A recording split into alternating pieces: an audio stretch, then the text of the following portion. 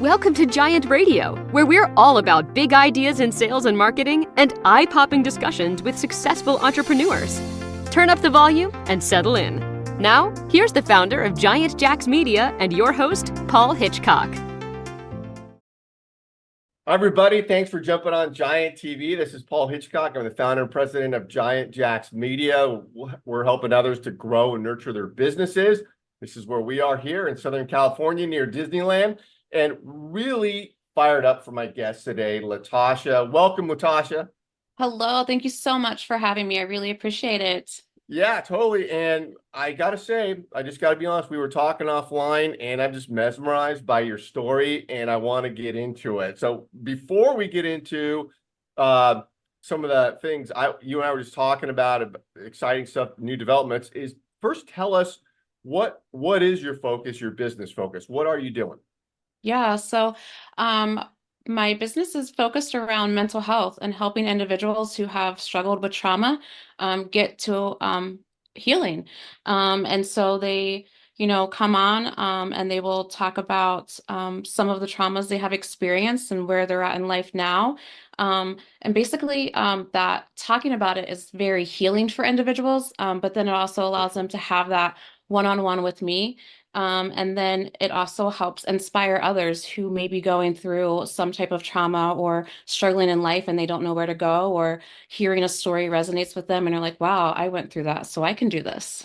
Yeah, no, so that's great. Thanks for that. And so you mentioned in your content and just now that you've had your own struggles, which motivated you to want to help others. So was that journey that something hit you? It dawned on you that you needed to do this? What was going on there? Right. So prior to doing this, I used to work in law enforcement, public safety, and you would see a lot of mental health things take place in that field. Oh, yeah. And the younger generation, the suicide rate is crazy. It's just it's sad.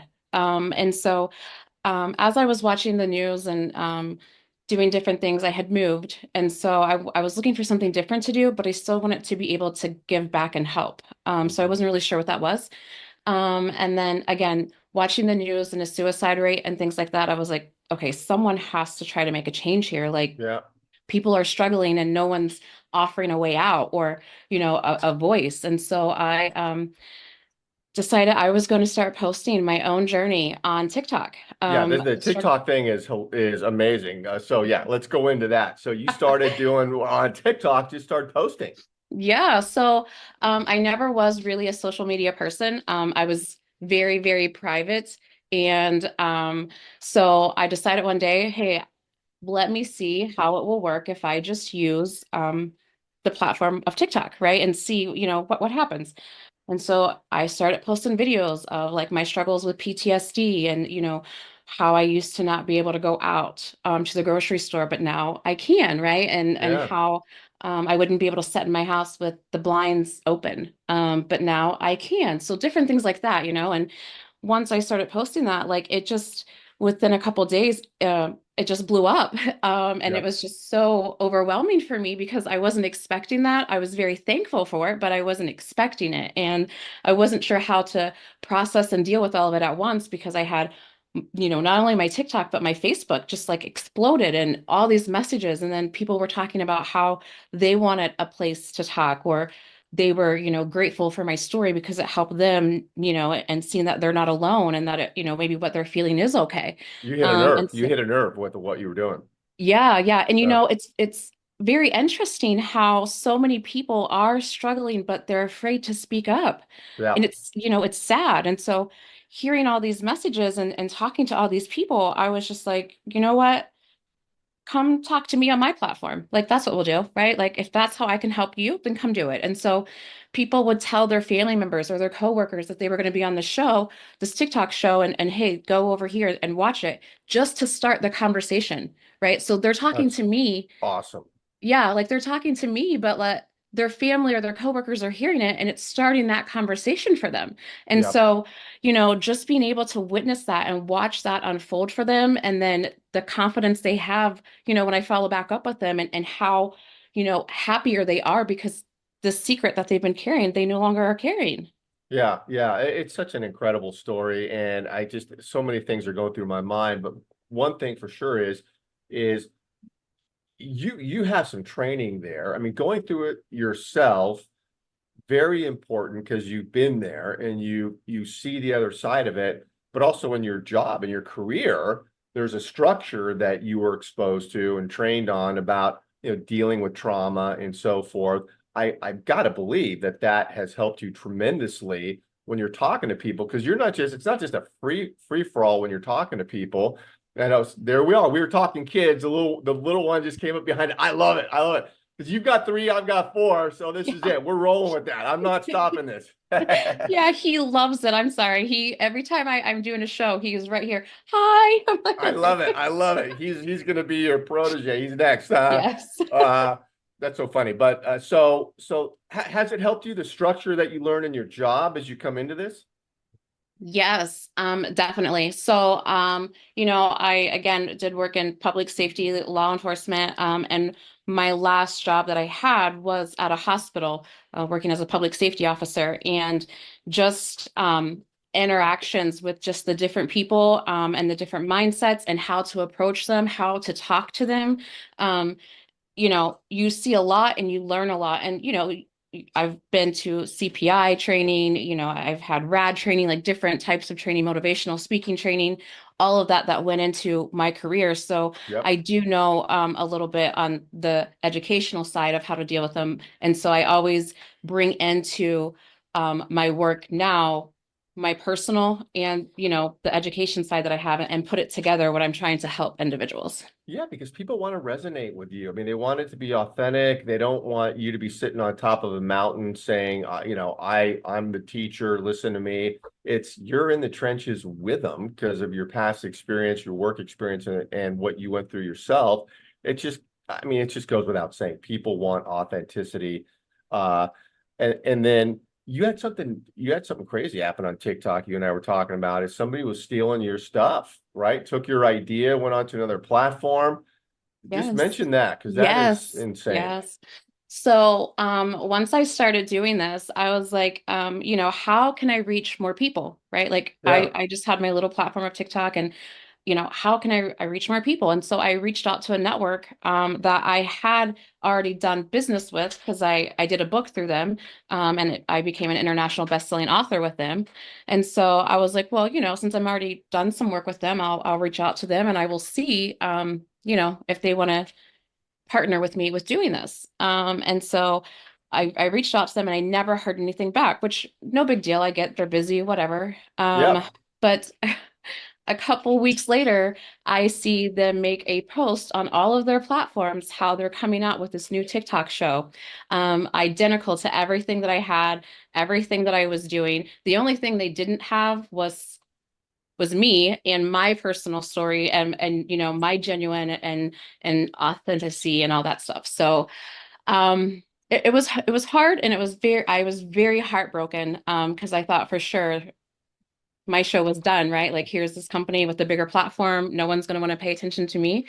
But I realized, that was not the case. God showed no. me a different way. God put people in my life to help me and guide me and get me on the right network around the right people and here I am growing. So very Yeah, yeah, thankful. yeah. And what you and I were chatting about is they don't have you. They can't steal you, your personality, your background. It's amazing people do that. But uh no, and so now people that are coming on are just all walks of life that you see that people coming on everything under the sun or what Yeah. yeah.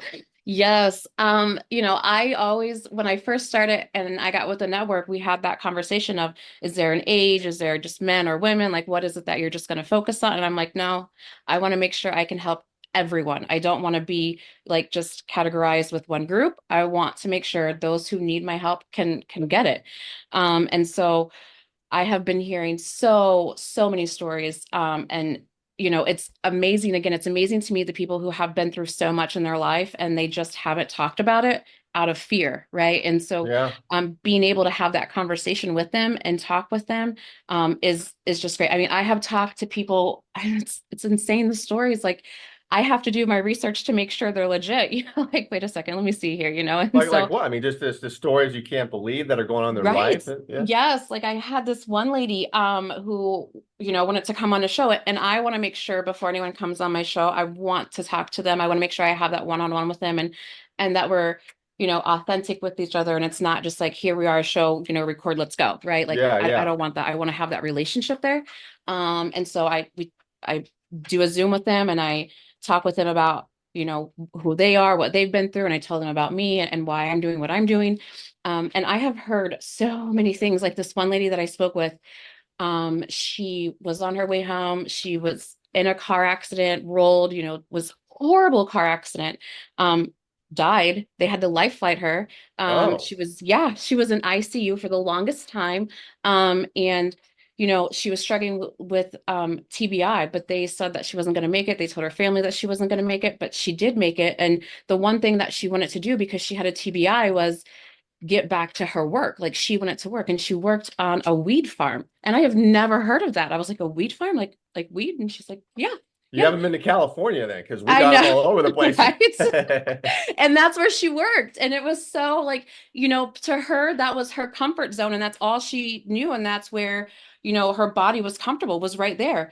And it was just amazing to hear that, she was in her car dead along the road. And all she wanted to do once she got awake from the coma was go back to her comfort zone. And that's how she healed. That's how she got herself better, was just being in California around those people, and Doing her went on thing. from there. And then, I had a lady who I think it was like maybe 4 or 5 years ago down in Texas. There was the group of people that escaped from prison, and they held a couple at gunpoint in their house for a couple of days or something. I can't Yeah. remember the length of time, but it was all over the news. Like I briefly remember it, but that was like that was her uncle, and so she's talking about it and talking about what happened and all this stuff, and I'm like, what? This is, I mean, Jeez. just Yeah.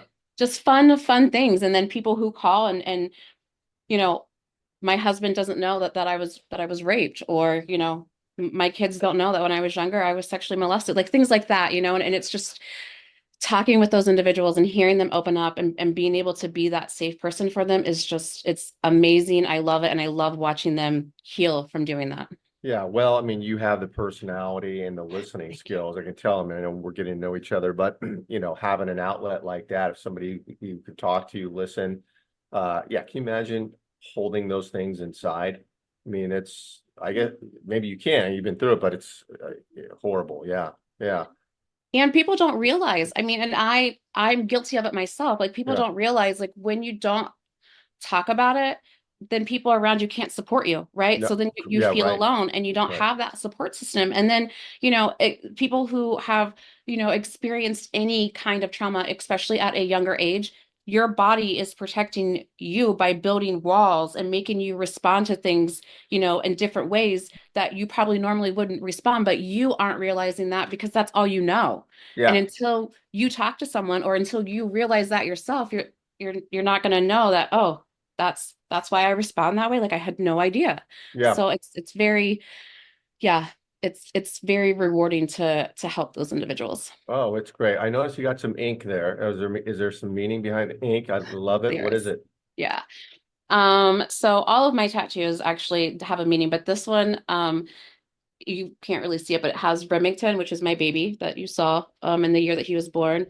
And then there's Daddy. Butterflies. Butterflies. Yeah, there's Daddy, and there's a big butterfly, and there's a baby butterfly.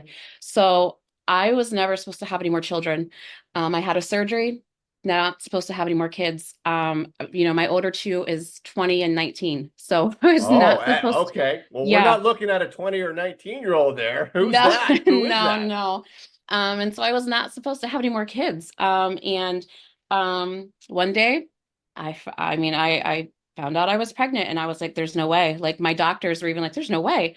And so after we were out of the woods because of my surgery that I had, you know, they didn't think my ovaries would, be able to carry, but we did. And we found out my dad had brain cancer a month later. And Oh I my know we God. talked about this earlier, but I believe in God. And so I was frustrated, I was angry, you know what I mean? I was going Yeah. through that moment, and hold on, baby. And my dad was very much, I'm going to make it to see my grandchild. I'm going to make it to see my grandchild. And I was very, very sick with him. I had to sign a paper at 20 weeks if they were going to save me or save my baby. And Oh, jeez.